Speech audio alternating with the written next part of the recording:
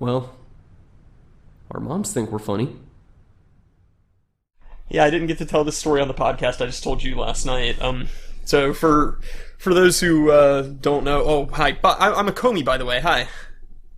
And I'm, by the way, Turk182. Yeah, welcome to Our Moms Think We're Funny.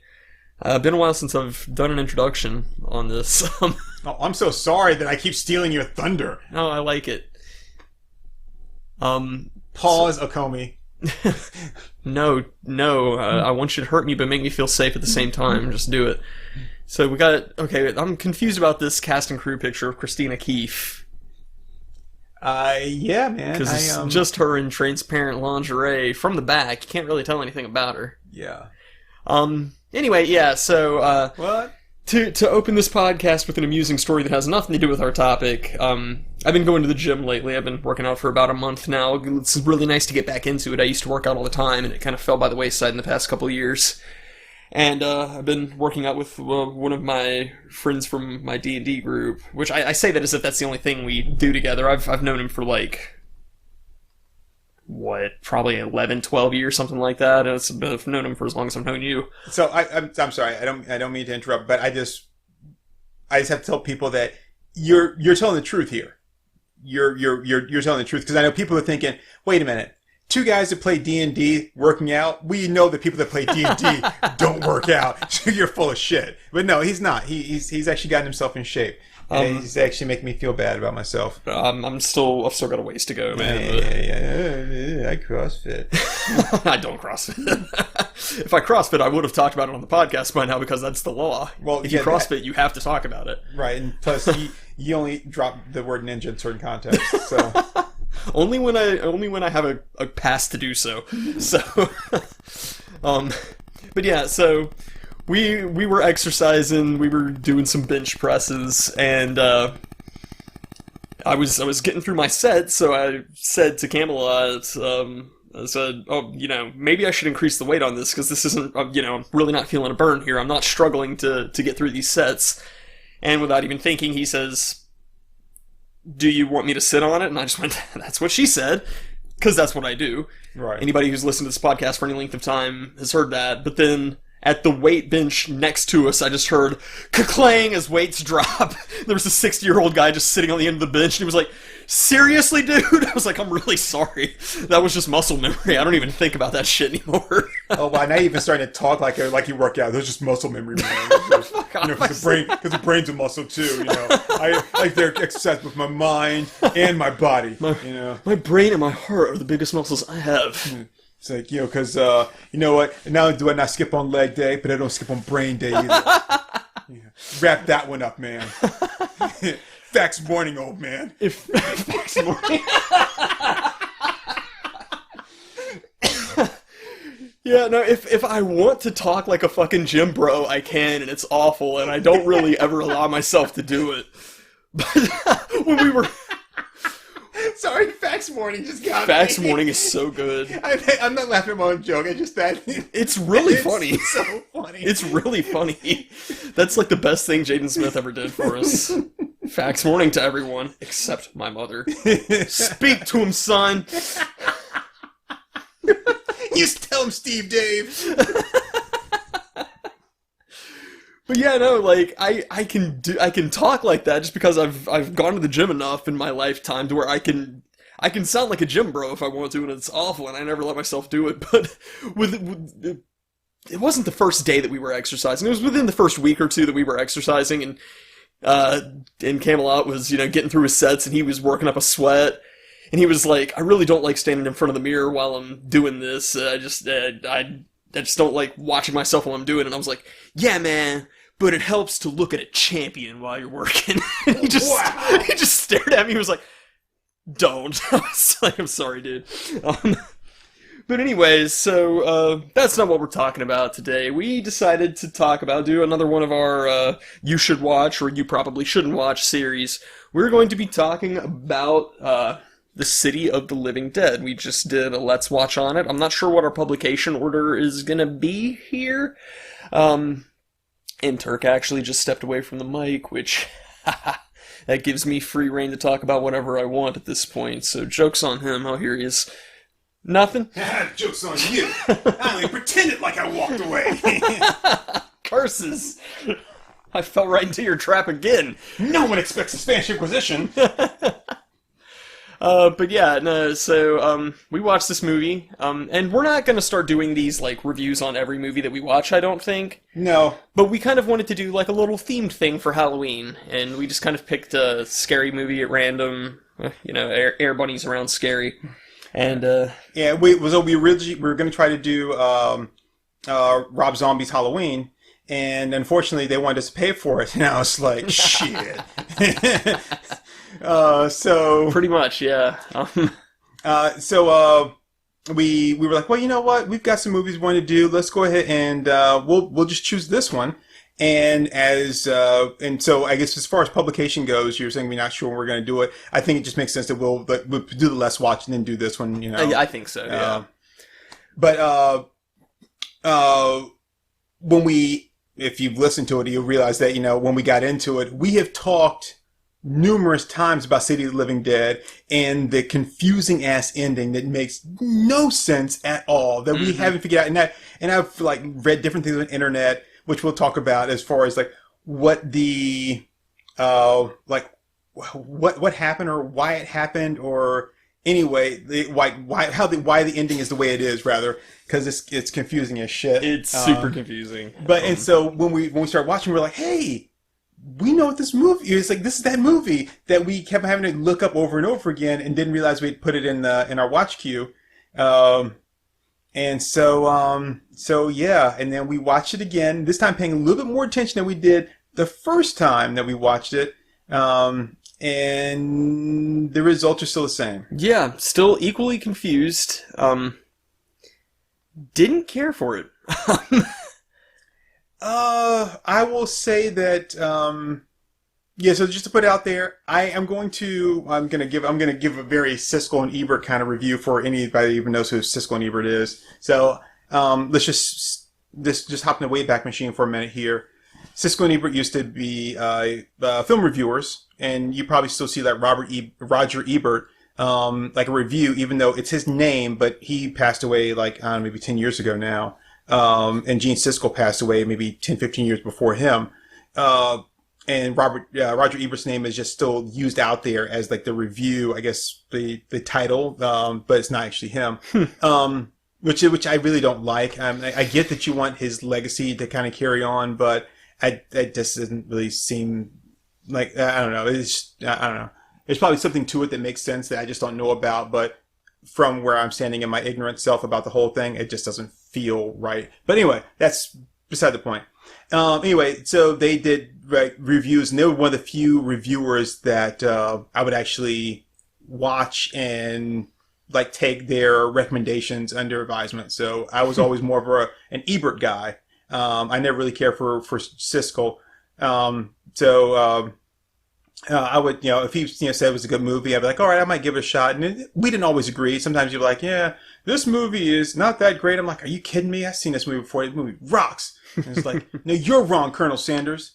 So anyway, but to kind of talk about this, like I said, in that kind of style, I would say that this is a you should watch. Really? But it's not a good movie. Because I was going to put it under you probably shouldn't watch, but that's just me. No, I don't think it's a good movie at all. I think it's a horrible movie, but I would say that's one of those that you just kind of need to watch it. It's, there's the ones that you're just like, this movie sucks, but, it's talked about enough, or it's mentioned enough, or it's like, it's one of those that you at least need to have in your mental, like, Rolodex of sorts. Yeah. Just because it's referenced or mentioned, or in this case here, it's like the foundation for a couple of other movies. Yeah. So, it's like you need to at least have it in there. That way you can either appreciate or see, like, follow, like, how these things progress. Yeah, it's mostly because of the notoriety. It's sort of in the same light that, like, you kind of have to watch Cannibal Holocaust. Okay, yeah. And it's like, well, yeah, nobody's going to recommend that as a good movie. It's kind of a traumatizing movie, but it is something that has such a notoriety about it that you kind of got to see it. I would say that Pink Flamingos probably falls under that category as well, maybe? Question mark? Yeah, question mark. I have to give that a question mark just because There's the dog poo scene. I can't. I can't. And Yeah, plus that was not simulated. yeah, and plus the whole point of that movie, like the plot is to like let's see who can do the most disgusting thing. Like that's not something I want to watch. I mean, it's kind of like watching Faces of Death. Even like now, like so. There's two things about Faces of Death. One, if you watched it at the time and thought that it was real, there's something wrong with you that you want to watch that, thinking that these deaths are real. Yeah. Watching it now, like knowing that they're not real, it's like it's still not entertaining thing. It's like I'm sitting here watching just like if I'm watching a horror movie, I'm watching a story that has some deaths in it. If I'm just watching a bunch of clips of people being killed, like some real footage mixed in with like the fake like death scenes, or just some that are completely made up. And like, I don't want to do that. Even if it was like a documentary and you just took a bunch of documentaries and put them all together, just spiced them all together, just showed all the horrific scenes. Who watches that?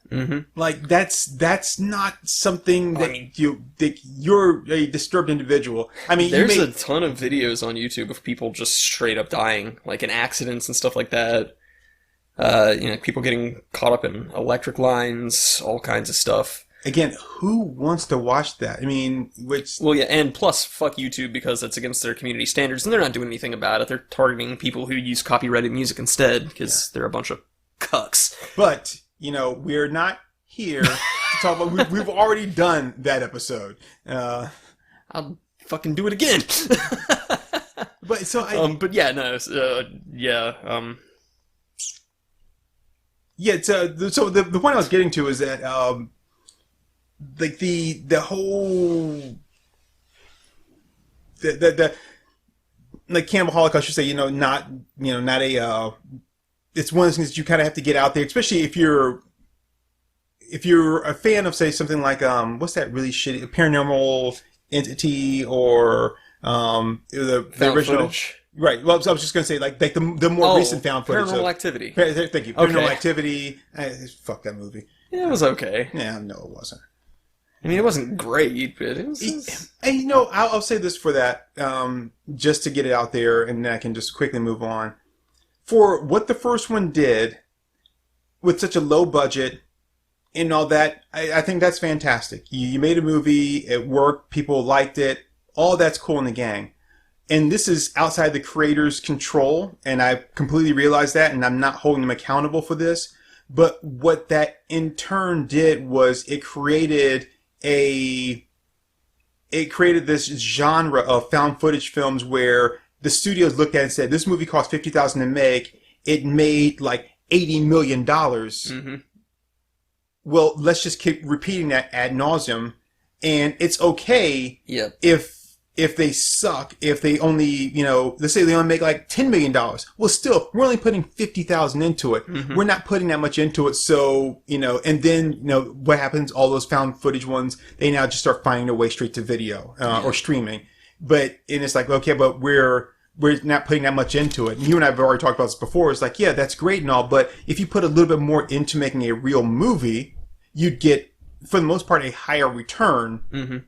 For the most part, it's not always a guaranteed thing, but you get a presumable higher return, and you're also putting out a quality product that's gonna last longer than this streaming piece of shit there. It's gonna have some staying power, and it's gonna have something to say. And I'm not saying that you can't have something to say on a movie with a budget of $50K, but it's very obvious. And then this goes back to something we've harped on since like the very beginning of the podcast. It's very obvious when people don't give a damn. Right. And I think that kind of shows with that sort of thing. The first Saw movie had a really low budget. I think like Danny Glover and Cary Elwes worked for scale, or a lower price. And when the movie really took off, I remember, as I recall reading, Cary Elwes was like, hey, we did this because it was a low budget movie and was supposed to be X. And then it blew up. Now, granted, that wasn't part of our contract, but it's like, you paid us that because that's all you could afford. Now you've made a ton of money off of this movie. It's only right to share some of that with us. Yeah.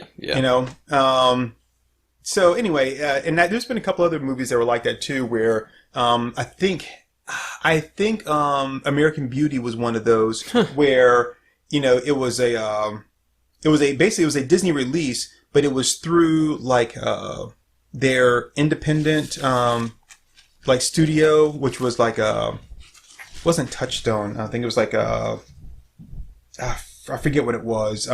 But anyway, it was through, as I recall, it was through one of those where it's like, we're making an independent movie, so the budget's only going to be X. Right. But it was getting a wide release because it was being released with a Woohoo! Oh, excuse me. Sorry. Must be allergic to all the bullshit. Yeah. Do go on. I knew that was coming.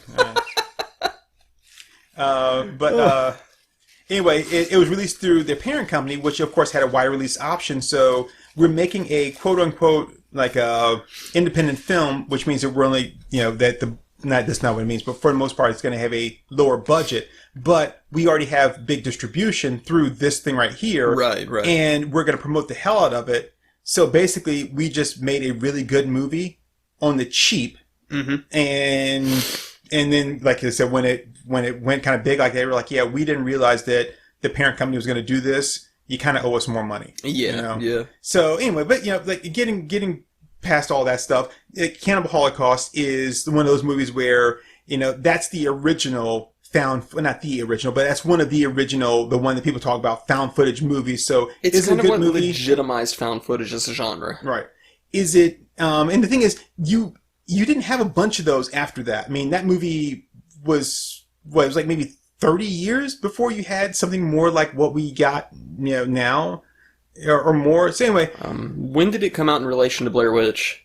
Oh God, it was at least 20 years before Blair Witch. Yeah. But anyway, so the thing is that in order to appreciate the others, you have to watch like something like Cannibal Holocaust, and the thing is the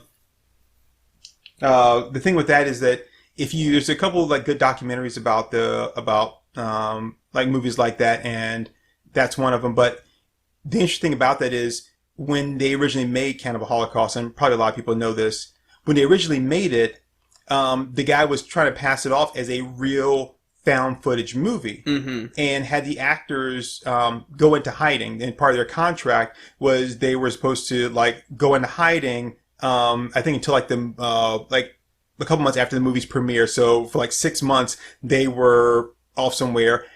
The movie gets screened. They think these people actually died, and this guy just filmed it and profited off of it. And he got basically charged with murder or whatever that crime was, and he had to actually reach out to them and tell them to come out of hiding to show that they were all still alive and that it was all fake. Yeah. It's actually kind of interesting. There's I know we're getting way off our main movie here, but there's the scene where they come across the body of the people that have been impaled on the spikes, and there's the one woman there, and they're looking at her. She's actually it's a pole that only goes to say like 4 or 5 feet up in the air, and it's got a small bicycle seat on it. And she's sitting on that in the way, and then she's got her head back, and then she's got a pole that's like kind of coming out of her mouth that they put in her mouth, and it's like she had to kind of be in that perfect position there to make it look like it.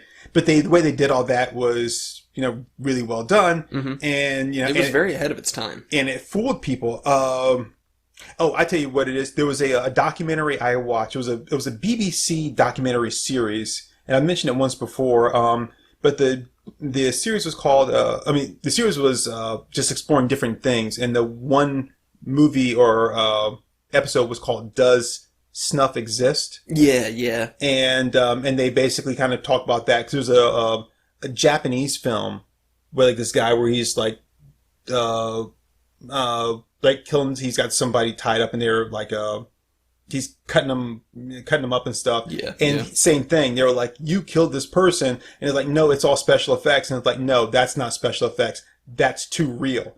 And luckily for him, he actually had done a making of video because of it. So they showed where like they cut like through like the arm, and how they had made this arm and basically almost from the inside out so that it looked real when you were cutting through it, because it had all like the bones and the veins and all that kind of stuff. So he was able to show them that to show like, no, this is completely fake. And that's what stop him from like going to prison. Yeah. But anyway, so like I said, So, all that to say, I don't know if this falls into quite those history-making categories, but it was an interesting view. well, I think it does just because it is Fulci, and then I think that it sets up the gore market movies that we started to get afterwards. It did do that. There was a lot of body horror, a lot of really good gore effects. I'm not prone to really getting grossed out with super graphic violence, but during the whole scene where the chick just spews up all of her intestines, I was grossed out. That was disgusting. I was actually grossed out, and that very rarely happens to me. So it was... I mean, the thing is, the effect itself didn't look that great, but it's the thought. well, for me, it was the actual quote unquote guts that she was spewing out. Yeah, they were so real looking. Those looked real. Like the idea that first off, she spews out her own intestines, including her her heart and liver or something, which is impossible because your esophagus runs straight down into the stomach, intestine, yada yada yada, and then comes out the your ass. Mm-hmm. So there's no way unless someone reached in and I'm gonna sever your colon from your ass, and I'm gonna sever this thing from your mouth, and then cough it up. It's just not possible. So I guess the idea is after all the intestines were up, there was nothing to stop the heart. I don't know.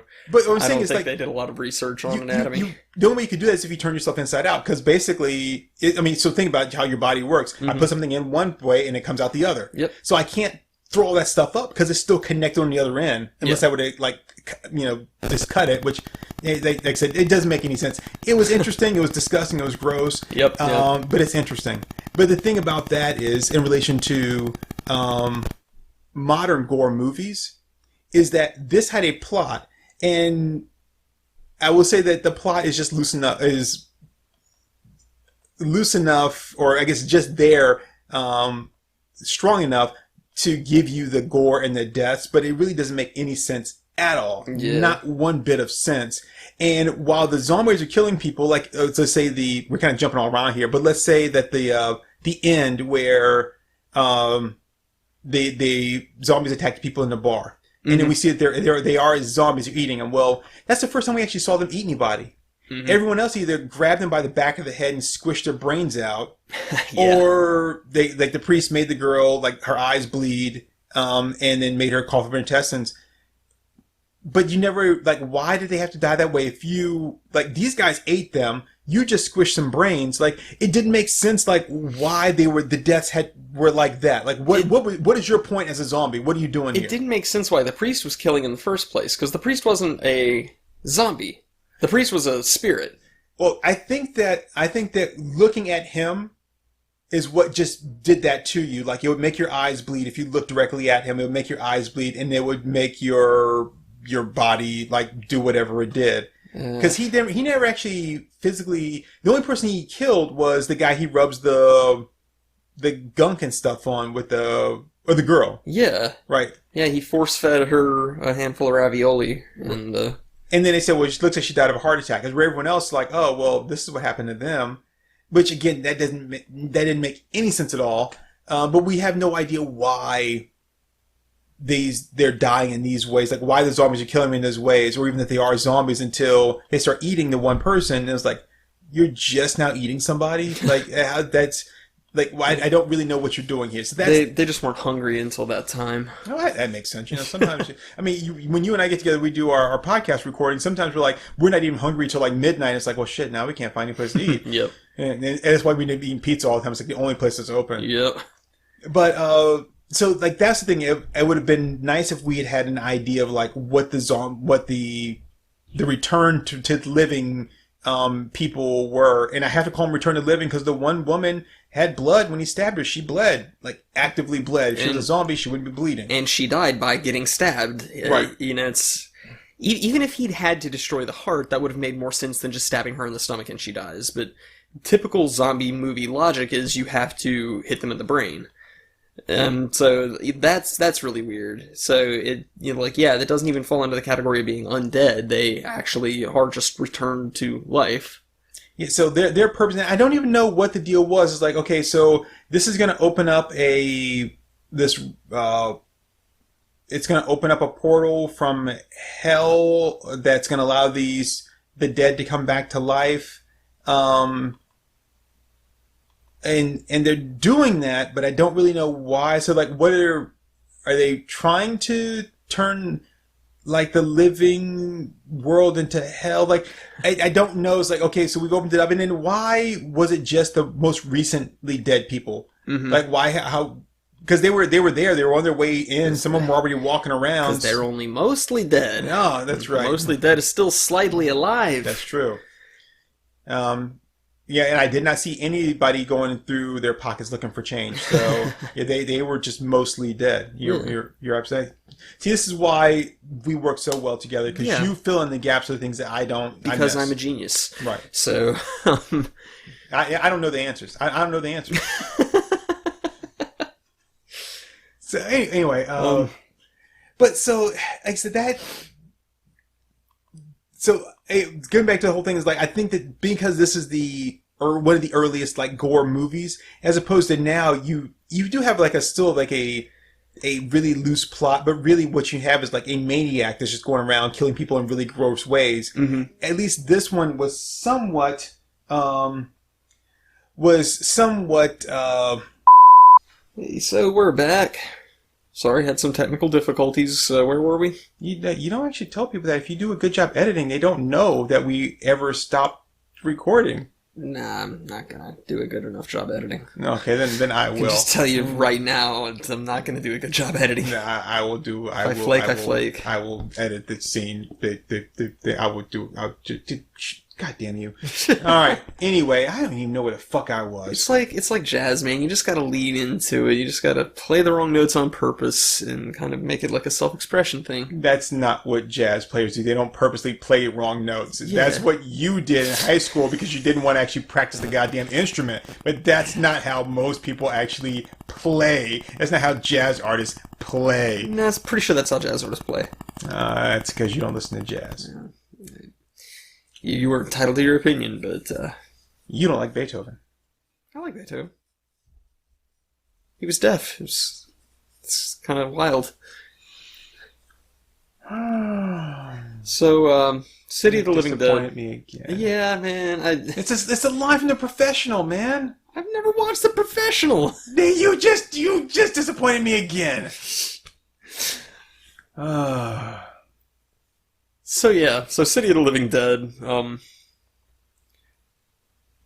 You were talking about something with it. I don't even know, man. So you expect me to be all seamless with this edit? This is why it can't be. We can't even pick up where we left off. Well, it's because I get fucking interrupted with shit, man. I'm like, I'm fucking recording here. Leave me the fuck alone when I'm recording. I mean, that's goddamn. I mean, imagine if you were a pilot, and you're flying a plane, all of a sudden it's like, like, okay, yeah. So we're about on our approach, like, what the fuck, really? I'm flying a goddamn plane here. Yeah. So I guess we can give like a really quick summary. What time are we even at? You know what? That could be an ad break. You know, if we had just treated that like an ad break, it would have been perfectly seamless. You know, it's still not too late to do that. Yeah, it is. Sorry to disappoint you, but... No, you're not disappointing me. You're just purposely being... I mean, you could. You're like, yeah, no, I can't do that. I can't do that for you, man. I'm sorry. Well, then do it for you. Yeah, but I want to do it this way. That's not really how you want I want to do it the way that's easiest for me. You are just being an anarchist. Anarchy does not mean chaos. This is not chaotic. It's just you just going against the way of things done. You're like, okay, this is the way it should be done. This is how most people would do it. I'm an anarchist, so I'm not going to do it that way because I'm not going to conform. Yeah, that's me being a nonconformist. That's different than being an anarchist. Not in your mind, it's not. The only difference between being a nonconformist and an anarchist is that as long as I'm As long as I'm not creating chaos, they're the same thing. Okay, well, I mean, that's a fair enough point. I'm still not gonna try to convert that into an ad break. This is why we can't get more than like 2 listeners. Like, all these guys do is argue. If I want to hear 2 people argue, I listen to Oasis. Boy, this got off the rails fast. What is this? The fucking presidential debate? Chris, let me talk, Chris. But yeah, so I guess like No, City of the Living Dead is a good movie. City of the Living Dead, it's a good movie. It's not a good movie. I'm not going to say it's a good movie. Should you watch it? I don't know if you should watch it, but it's not good. I would be more than happy to tell you if it's not a good movie. I'm not going to say if it's not a good movie because there are movies out there. Some movies are bad, some movies are good. This is a movie just like other movies that were made. It was shot on film. It had actors in it. It was edited, it produced, it had music. It's a film that's out there. Some people may like it. Some people, Mr. 182. Some people may like it. Some people won't. I'm just saying here that it's. Did I watch the movie? I've watched the movie. I watch other movies like it. I've But watched Mr. someone. 182, can you just denounce that this is not the greatest movie of all time? Sure, I can do that. I could say that about this movie. Okay, well, I could do it. say that. I could say that this is not a great movie, but this has nothing to do though. about this movie. You like movies, and there are movies that you like that I say are bad. Those are bad movies. That doesn't necessarily mean that all movies are bad, or even that this one necessarily is bad. Can I say it's bad? I certainly can. But I'm just gonna say, like, for anybody that's watching, pause the movie, put it on standby. All right, this is. So here you're cracking up, and I can't keep on. I can't go on anymore.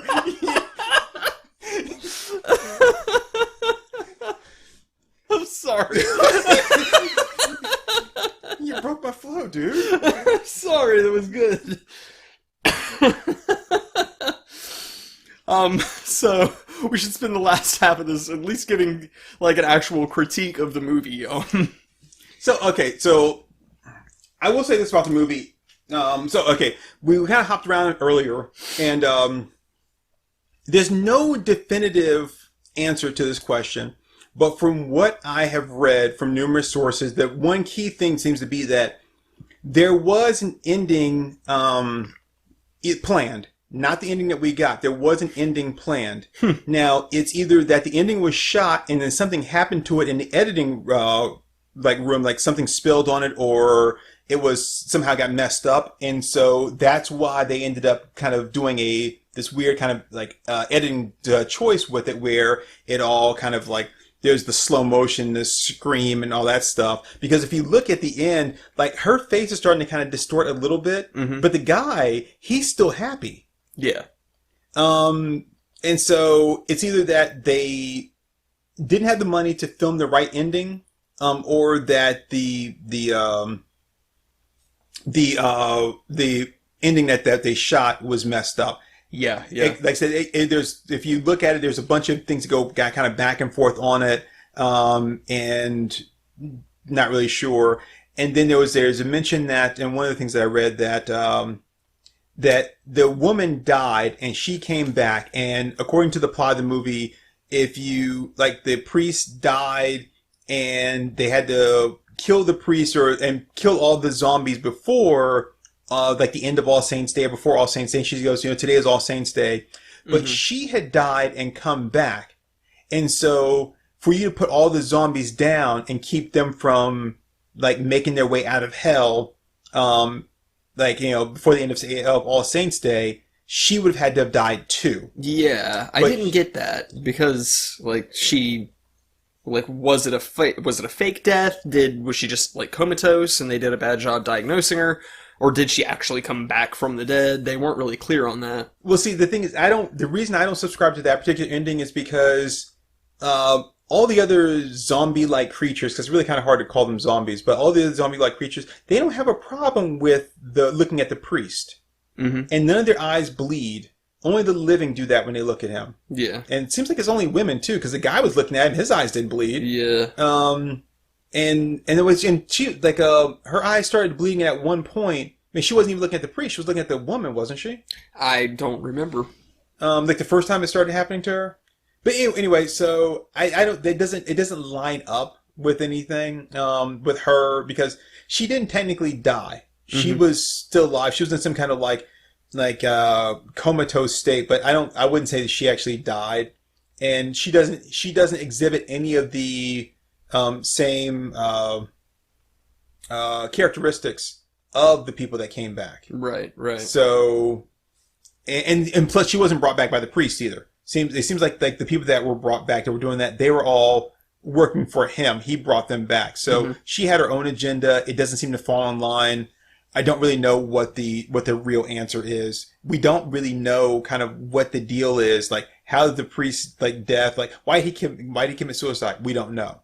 Right, right. Like how did that trigger into this thing? And just so happens that she just happened to be doing a seance at the time. Otherwise, we wouldn't even known that he was opening the gates of hell. I mean, maybe he was a satanic priest. Maybe he'd given up on God, and that's why his death, led to this. And he's Maybe. actively working. Like none of it makes sense. Yeah, yeah. So yeah, I mean, I think probably the biggest weakness of the movie is in the writing.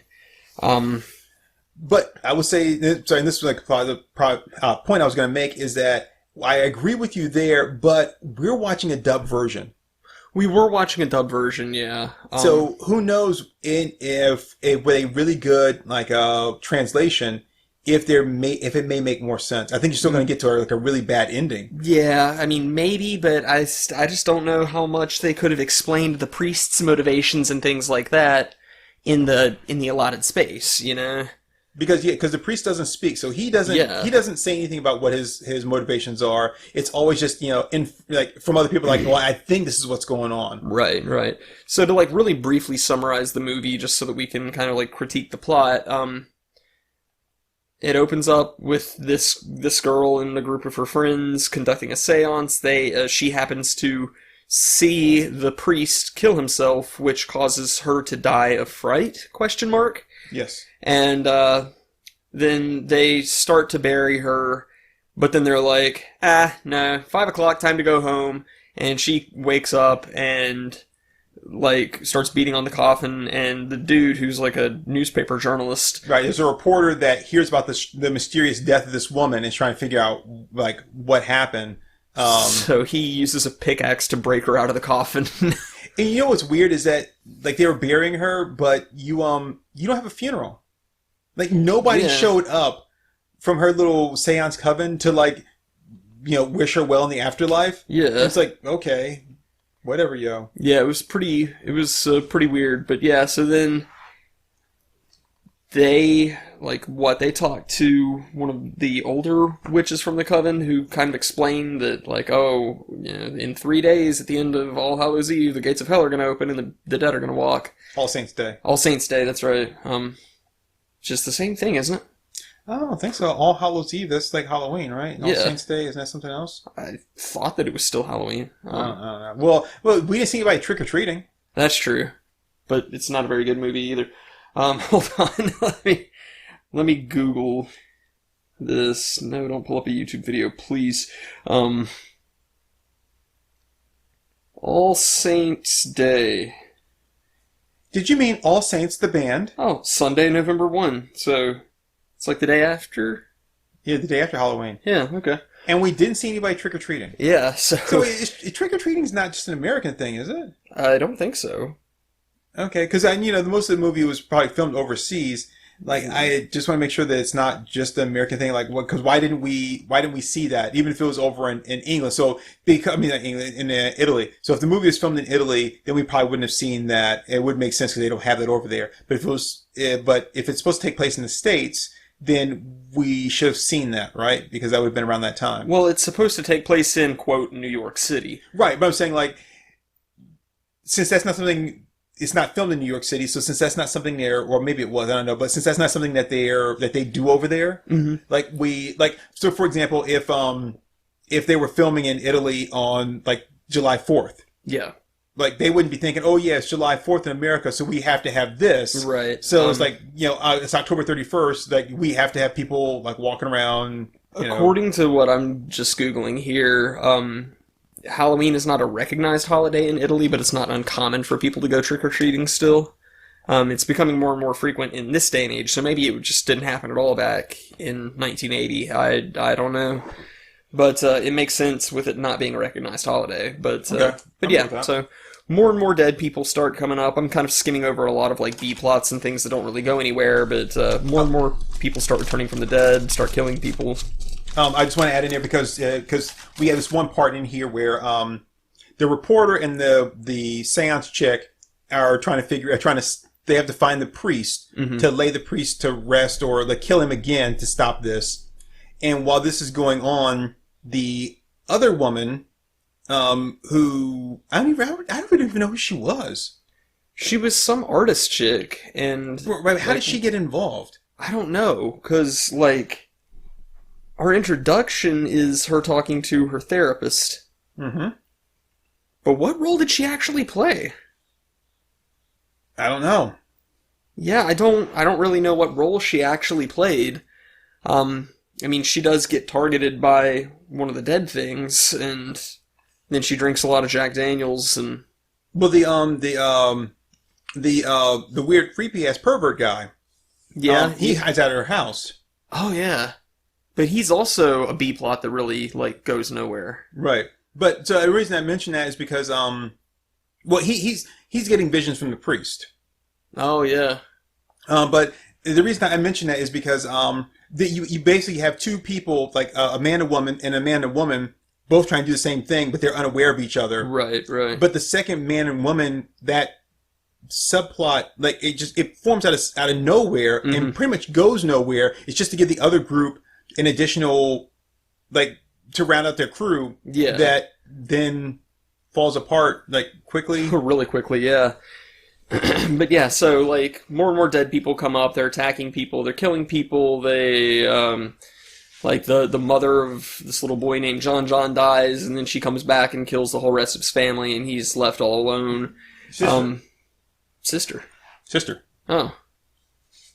Huh. I could have sworn it was his mother. I thought it was too, but then remember his sister comes back and kills them, and it's the one that's chasing him later. That's right, okay. But yeah, so then journalist student seance chick meet crazy artist chick and her psychiatrist, and then they're both like, oh hey, we're all doing the same thing, we're all going to kill this dead priest. So they somehow find his family grave, which is basically this hole in the ground that drops down into this massive underground catacomb. And so they go down there, all the whole family comes back from the dead and they're surrounding them, and they're like, oh, it's All Saints Day. And then the priest shows up, and the journalist dude grabs a wooden cross that was, I guess, like a grave marker and stabs it. It was something. It was something. It's a conveniently placed wooden cross that he stabs right through the priest's dick. And the priest is like, wowie, wowie, and he catches on fire, and then all the other zombos catch on fire, and then they all fall off of ledges that suddenly appear out of nowhere. Yeah. And so then they all pop back up, and they're, like, leaving the grave, and then John sees the seance chick, and he starts running towards her, and she's like, John! And then her face changes, and she starts screaming, and... Well, everything slows down. Yeah. And then, like, him running towards him starts to go in slow motion, and then her and the psychiatrist guy, they start to go in the slow motion, and then you just hear this scream sound effect that doesn't really... It's supposed to be her scream, but you don't actually see her elicit the scream. Yeah. So, and that's showbiz, baby. End of movie. So yeah, the writing, I feel like it could have been more clear, and I will be fair that maybe a lot of that is in the dub. Maybe they just did not interpret it properly, because I see that a lot. Yeah, that happens a lot with like anime and manga too. It's really easy to fuck up, apparently. Well, that's the thing with me. I watched Akira, or Akira, however you want to pronounce it, so many times that when I watched the restored or like Blu-ray with the new translation, I went to repeat my favorite lines, and it's like, oh wait, those aren't the lines anymore. Yep, right? yep. A really good example for me is the Pokemon Adventures manga, because I read like the first publication and they really didn't shy away from being pretty faithful to the translation. And then I bought like a collected omnibus edition a few months back, and they changed a lot of stuff, and they really tried to tame it down and tone it down for the kiddies. And it's a very different experience, and it's jarring. So it is very easy to fuck up a translation. I get that, but and not only that, when you're doing like a manga, or sorry, an anime type thing, most of the time you're going to watch with the subtitles on. Mm-hmm. But the problem with the dub is that we're trying to take what you said, and when we translate it, it may either turn out to be a longer spoken sentence or a shorter spoken sentence, and get it to try to match your words, in which case we may have to then reinterpret that sentence again just so it matches. Even though from the beginning of this movie, it doesn't look like that was it doesn't look like they tried. Yeah, if we were watching his subtitles, then we don't have to worry about that. We'll just put everything out there the way it is. Yeah, maybe this is just a debate of subs before dubs, but I don't think so. I really don't. I don't think so either. It just feels really rough to me. So yeah, writing, I would say pretty weak. Definitely weak. So visually, cinematography was serviceable. Wasn't bad. It was, it was done. I would say that. There's somewhere where you can look at me like, I wouldn't even say there was a cinematographer, but this had cinematography. Yes, that somebody did like frame this shots. There's cinematography that like wows and has pizzazz, and a really good example of that is Edgar Wright. Oh yeah. A really good example of that would be David Fincher. David Fincher. Yep, that's exactly who I was fishing for. And like the way he'll move the camera to match the characters' bodies and stuff, and it pulls you in. And then there's cinematography that just gets the job done, and it's like what's happening on screen. There was no point where I was like, what happened? The only time I was ever asking what the fuck is going on was because of the writing, not because of the acting that was taking place on screen. Right. So I would say, like Kevin Smith is an example of a capable cinematographer. Well, not him, but like his movies, because are the shots framed? Yes. Is the action within the scene is well displayed? Yes. Mm-hmm. Do we have like a lot of camera movement? This is coming from him. It's not just me. This is coming from Kevin Smith. Do we have a lot of camera movement? No. But it's not like some where like you are, what was it? Was it the trailer we watched for something earlier, and the camera was low to the ground, and then one of the actors comes and steps right in front of the camera and cuts off like the shot where you can see the main actor. Yeah. That? And, And it was like, was that? And it was like that's a bad shot. I mean, one, it's bad directing, but two, you should have had to block that shot better so that when the person steps in there, they're not messing up the shot. Or if they do, that's when you say cut. And because ideally, like that leg should help frame the main character. It helps you like focus your eyes, and it leads your eye across the screen. This is all stuff you have to think about with comics. So I mean, this is why we geek out about this shit, because when you're composing a comic page, that's exactly the stuff you have to think about. Mm-hmm. Is what's going to lead the eye, what's going to frame your composition, what's going to be a good focal point. So we're not just bullshitting here for once. And you have to one of the things is you have to look at it and say, okay, well, with this, like how when I'm looking at it, like what angle do I, even with all of that, like what angle do I want to take with this? Like, do I want a worm's eye view? Do I want a long shot? Do I want a bird's eye view? Like, do I want a close up? Like, what's going to work best? And then like, if that's that shot, what's my next one going to be? And we keep mentioning directors here, but like Guillermo Navarro is probably one of the best cinematographers out there that I know by name. That I'm like, when I see his name attached to, I'm like, oh yeah, I'm going to get a really well laid out movie. Right. So it's not always the director per se. The cinematographer is oftentimes a different person that really kind of helps like set those scenes up. But in this case, I mean, were the scenes set up well? Yes. Yeah, I mean, were they dynamic in any way? No. No, again, I think that it's just they were serviceable. They did the bare minimum of what they needed to do. Now, one visual that I will give a lot of props for is visual effects. The special effects and the gore effects, even though they were somewhat unnecessary in a lot of scenes. They were gratuitous. They were well done. Like even the maggot scene, Mm-hmm. which you can clearly see that they're being like sprayed in from like under the window. Yeah, yeah. Is like but it doesn't stop it from being from getting the job done. Yeah. Well, I mean, like, it is gratuitous, but it's not necessarily a bad thing to have something gratuitous in your movie. And it's the same kind of thing of, like, anything fan servicey, you know? It's like if you've got, you know, the token hot chick and you want to display some cleavage, that I don't think that should count as points against your film.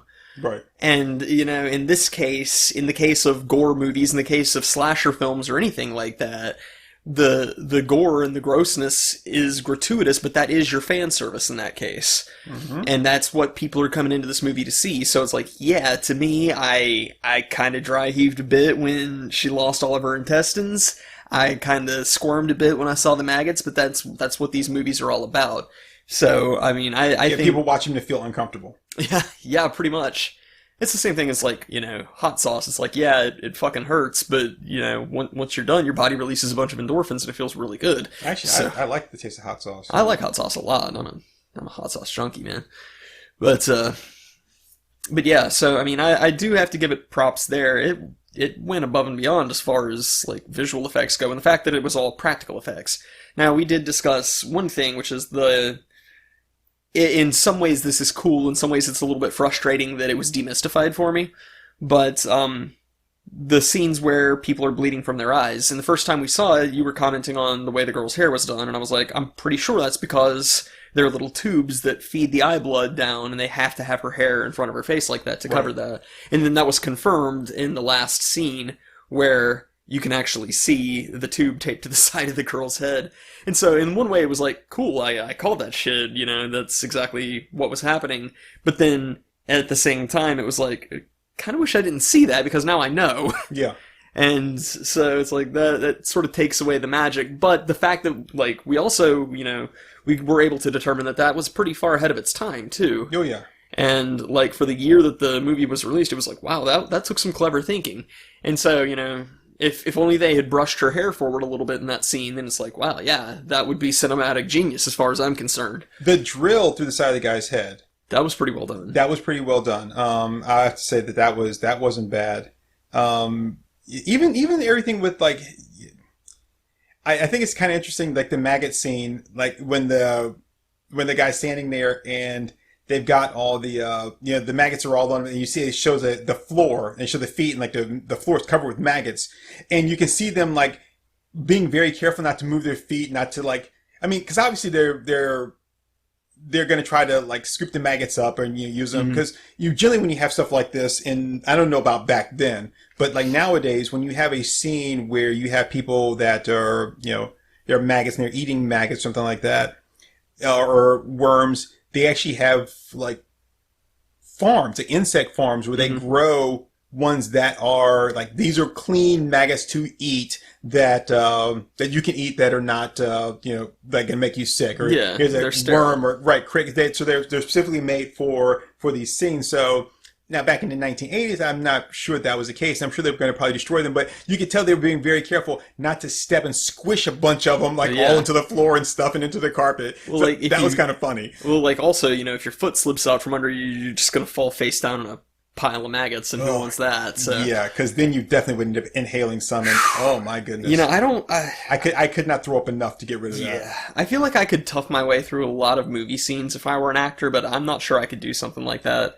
If they were like, you know what, you're going to be literally knee-deep in maggots today for this entire day of shooting, I'm pretty sure I'd just be like, you know what, I'll just take the L, lose the paycheck, I don't know if I can do this.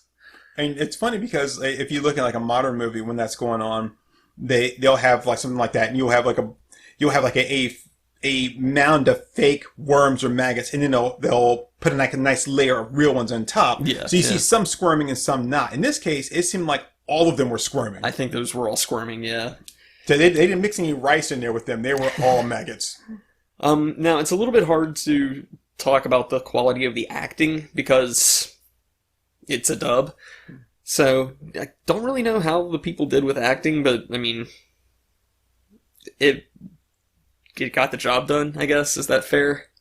Yeah, well, I will say this about this movie, and maybe even for a lot of Fulci movies, but I can't say I've seen enough of them or have like really paid close enough attention to enough of them to really be able to say definitively.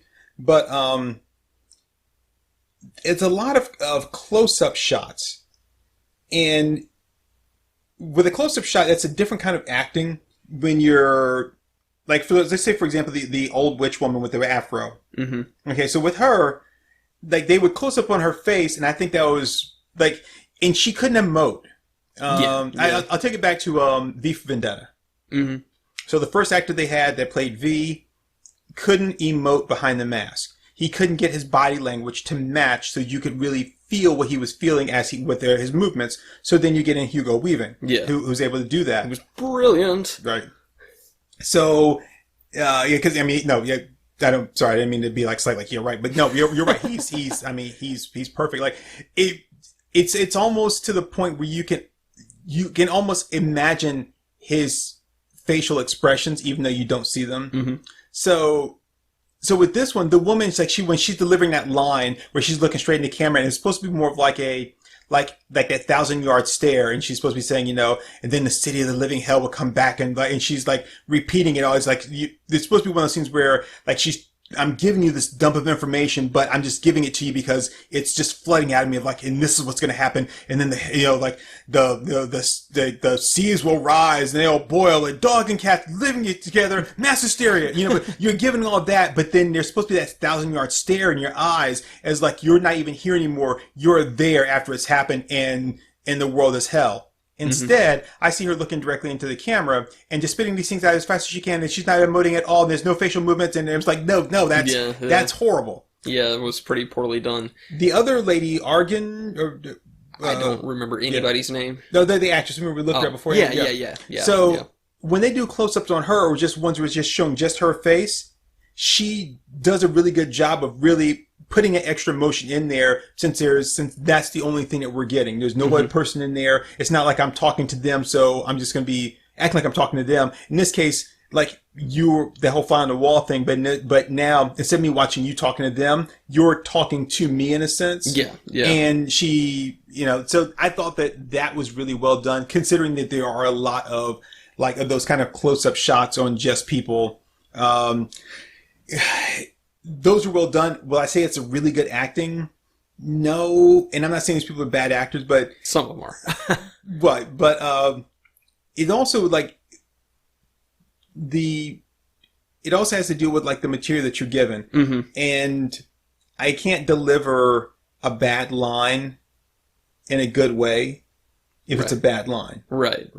So I mean, I can take a good line, I can mess it all up to hell, but sometimes if it's a bad line, it's just a bad line. There's no way you can read that and make it a good line. So I'm going to say that some of that is probably going to fall back on the story and the script, and say, I can't really put this bad line of dialogue and shine it up to make it pretty. Right.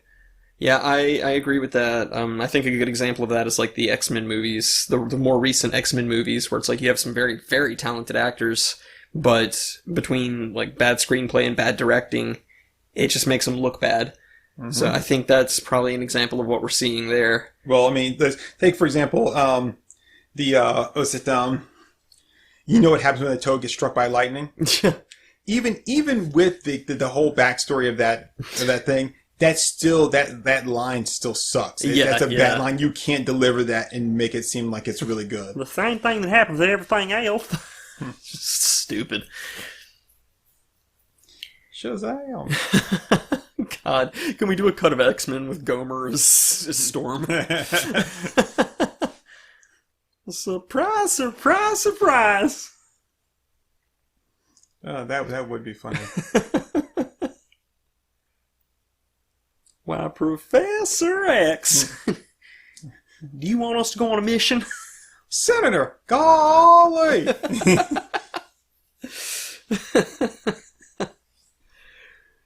Oh, God, I wish I had time to make these projects happen. Yeah. But yeah, so overall, I mean, it was entertaining. It wasn't great. I don't know if I'll ever watch it again. I know, no. 2 is my limit on Schnitzengruppen and Living Dead. Yeah, I can't see myself wanting to watch it again because it's not that entertaining.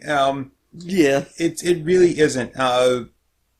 It's there, and that's about all I can say about it. Is it's there. Yeah. I mean, if you've really got a thing for super graphic gore, then give it a watch. Yeah, because that's the thing. If you're going to be watching it, it's got to be just for the gore. It can't be for the plot because the plot is nonsensical. Yeah. And it's it's and you're really not going to learn much of anything otherwise. You know, No. you're not going to be learning too much about like valuable cinematography or writing or pacing or any of that. It's really purely for the practical effects. And you might pick up some cool stuff. I could kind of see us taking advantage of like the eye pumps and the bleeding eyes. It's like that obviously is a pretty straightforward thing to do, and it looks good if you angle the hair right. So it's like, yeah, that's really cool stuff. Or do the lighting differently so that the makeup, so that you don't see the makeup line. Right. You know, I think that was part of the thing. Is like when we looked at it, we saw it and we could clearly see where the makeup was trying to cover that up. Yeah. So either do a better job with the makeup or change the lighting. Like Mark was saying, he's like, with Ape, he was like, this may be a great director's choice, or editing choice, which is, I can't see how shitty this effect is if it's like in the dark.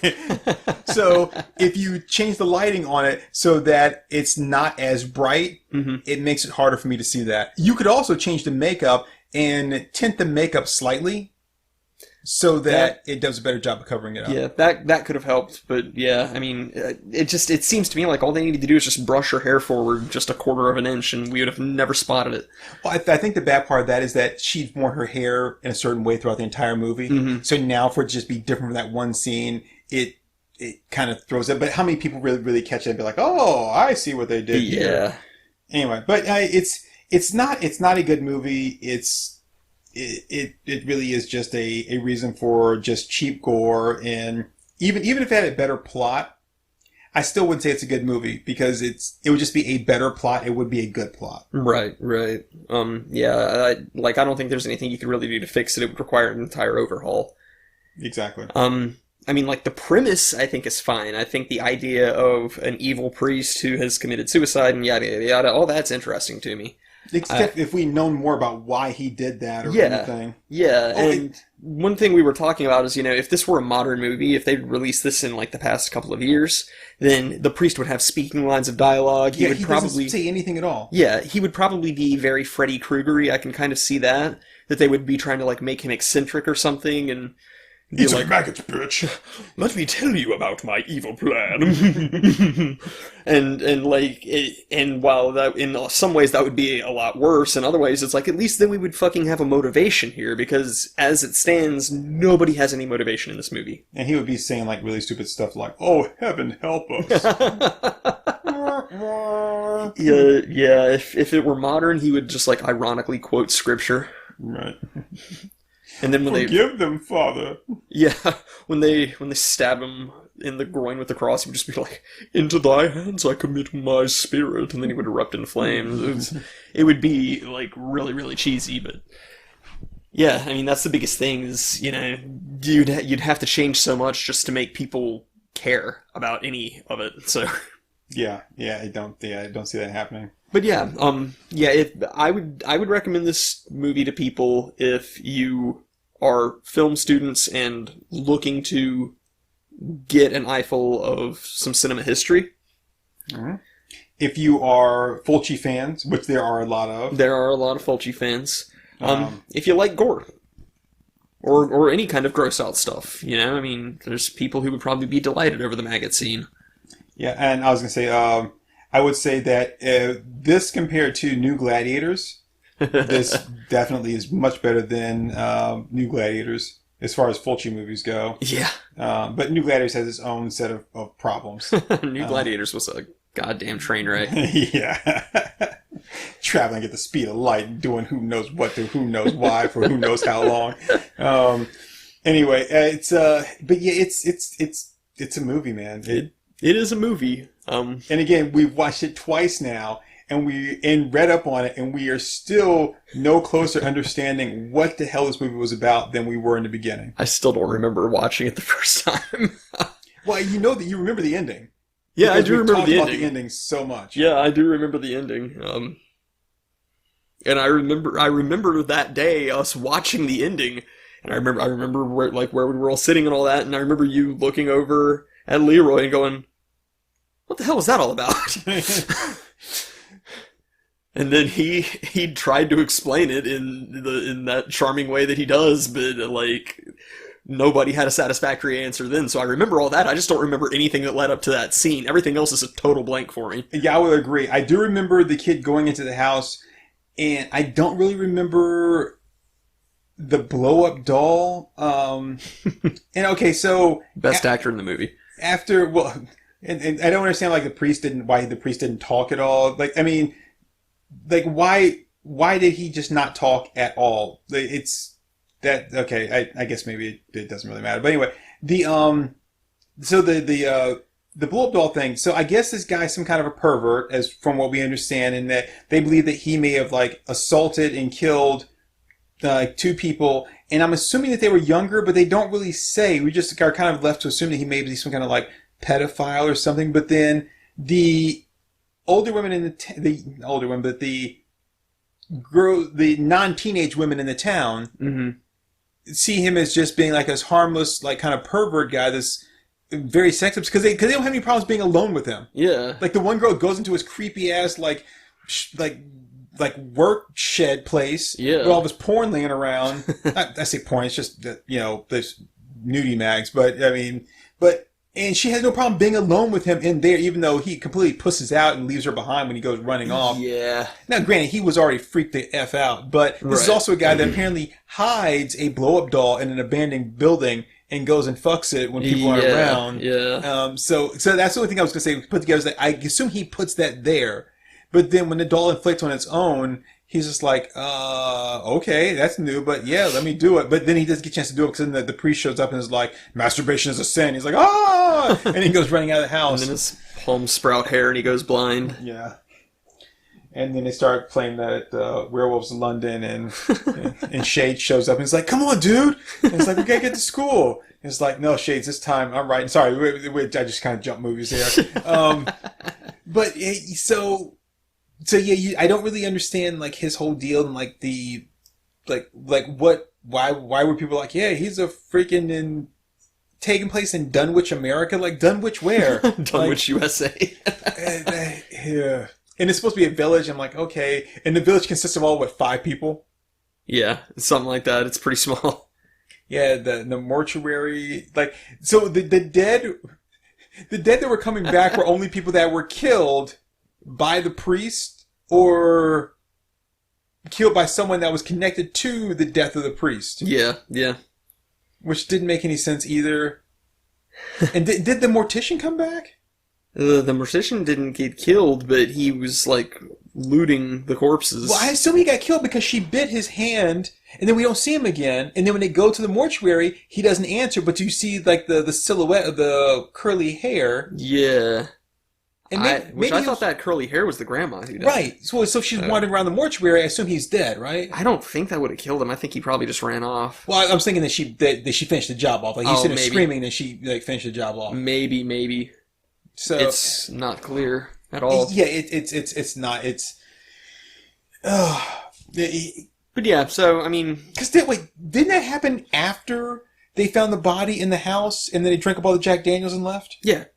So she left, went to the house, passed out on the floor, right? Yep. Then went back, climbed inside her coffin, and the guy was like, "I'm taking that necklace, Granny, and those white boogers." She was like, "The hell you are!" And then she bit his arm, and he screamed like a little bitch. And then I don't know what happened, but then she was like running around the house like, "Oh, this place needs to be cleaned up." Yeah.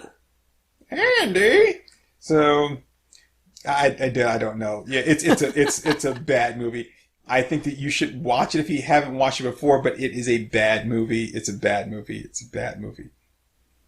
All right, and hey, this is cool. I don't know how much of this we're gonna get use out of, but Camelot just sent me a list of B movies to check out. So really? So yeah, we may have some additional stuff that we can check out in the near future. Okay, so do you trust him as far as like, because I will, so I will have people that will try to give me like bad or good bad B movies, and then when it like, oh, have you seen this Asylum film? They're like, no, I don't watch any Asylum films. Those are not bad good movies. Those are just bad movies. I 90% trust his taste.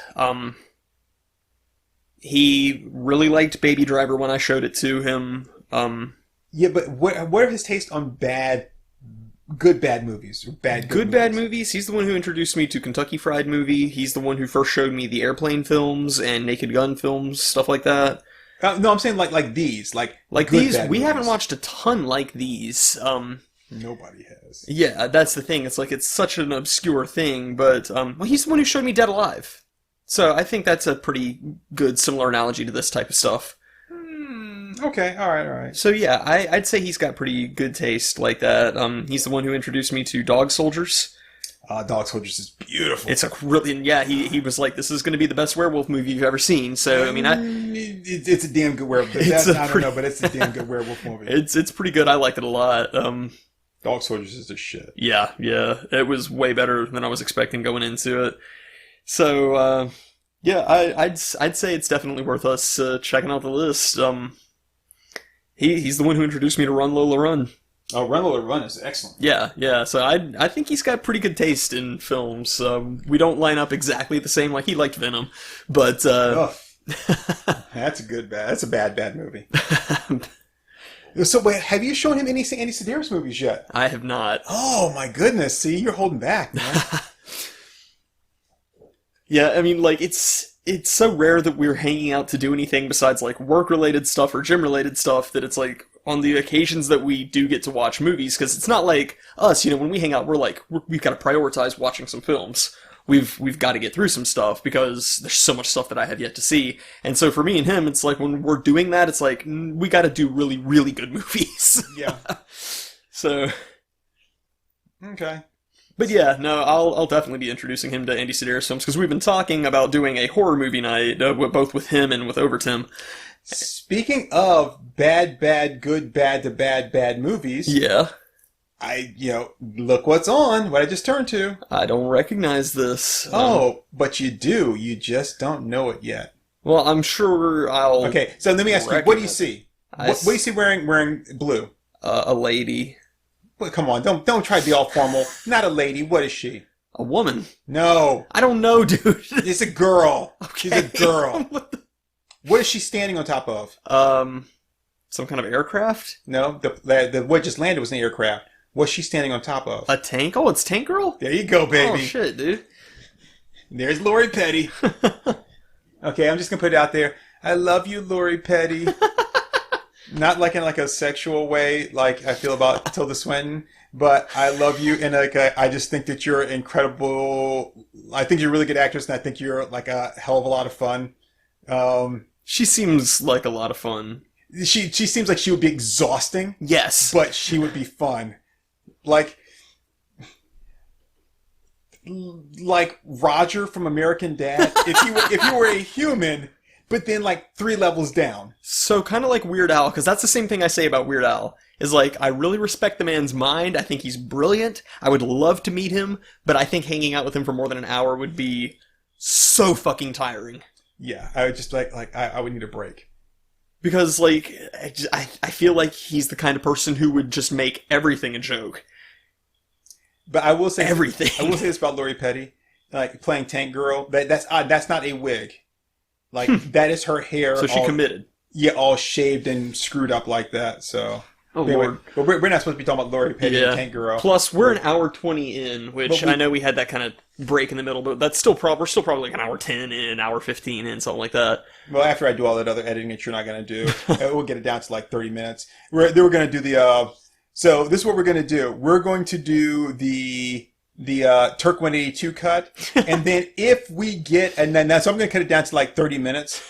And then if we get enough response, hashtag Acomi cut, right? Then we don't get that kind of audience engagement. We will put $20 extra into this to recut the podcast and then give you City of the Living Dead podcast Acomi cut. I think the Raw Turk and cut unfinished. should be the one that's incentivized. Including I will go back and redo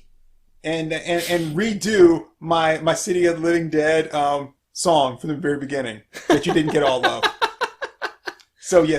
After we post that, I will do if we get enough people asking for it, hashtag Acomi cut, right? Then we'll put $20 extra into this to do re-edit, and then I will actually finish and compose the full song. Okay, what I need you people to do is get multiple Twitter accounts going here.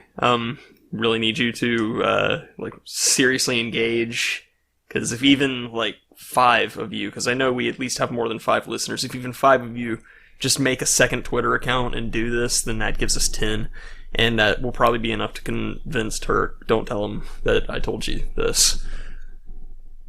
I don't think that needs to be done. That's all the time we have for today, ladies and gentlemen. I think one Twitter account is fine, and one is enough for everyone. Or anyone. Or someone. I don't know. I fucked that up. I think you, as an American and as a human being, have the right to as many Twitter accounts as you want. Don't let the man tell you how many Twitter accounts you can have. I'm a black guy. I can never be the man. Don't let the affluent middle-class black gentleman tell you how many Twitter accounts you can have. Oh, yes, I'm so affluent. I wasn't talking about you specifically. I'm just saying. All those other affluent black guys that are out there. They're out there. That have power and can tell people what to do. They're out there. I'm sorry, Mr. O'Rourke. When is the plane to Fantasy Island leave? Jeez. You better wake up. Well, that's all the time we have for today, ladies and gentlemen. This time around, your revolution will be podcast. Viva Anarchy. If we can't have Kanye, well, I don't want anybody. Hell yeah. Later, y'all. Zang, yo.